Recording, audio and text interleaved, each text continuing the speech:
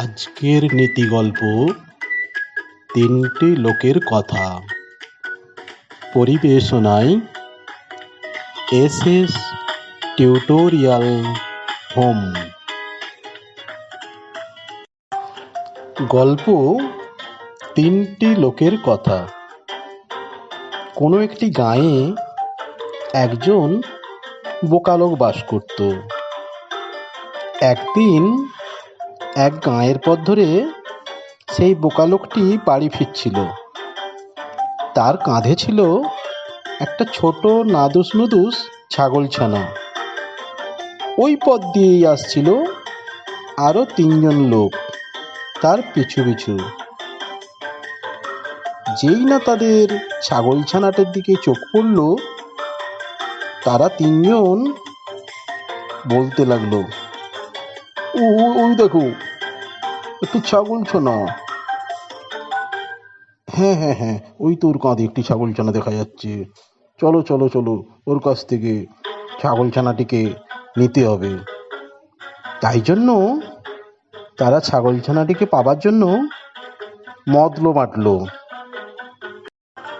ওই তিনজন লোক ছিল খুব লোভী।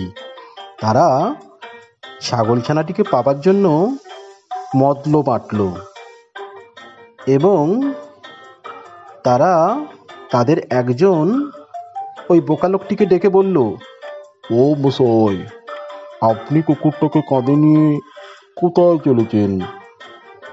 বোকা লোকটি বলল, আপনি ভুল দেখছেন, এটি একটি ছাগলছানা। কিছু দূরে যাওয়ার পরে ওই তিনজনের আরেকজন বলল, মশাই, আপনি শেষে কিনা একটা মরা পশু কাঁধে নিয়ে চলেছেন। বোকা লোকটি একটু অবাক হয়ে বলল, ছাগলছানাটা তো মরা নয়, এটা তো জীবিত। একথা বলে বোকা লোকটি গায়ের পথ ধরে এগিয়ে যেতে লাগলো। এরপর আবার কিছু পরে একটি লোক ছুটে এসে বলল, আপনি মশাই ছোট গাধা কাঁধে নিয়ে বাড়ি চলেছেন। বোকা লোকটি এবার ভাবতে লাগলো, হয়তো তার নিজেরই মাথার কোনো গোলমাল হয়ে গেছে, নইলে তিনজন লোক একই কথা বলবে কেন? তাই সে তৎক্ষণাৎ কাঁধ থেকে ছাগলছানাটাকে নামিয়ে দিল। তারপর কি কথা ভাবতে ভাবতে বাড়ির দিকে এগিয়ে চলল। আর এই সুযোগে কিছুক্ষণ পর ওই তিনটি লোক ছুটে এসে, চল চল চল চল, ছাগলছানাটিকে পাওয়া গেছে। ওই বোকা লোকটাকে ভালোই আমরা ঠকিয়েছি।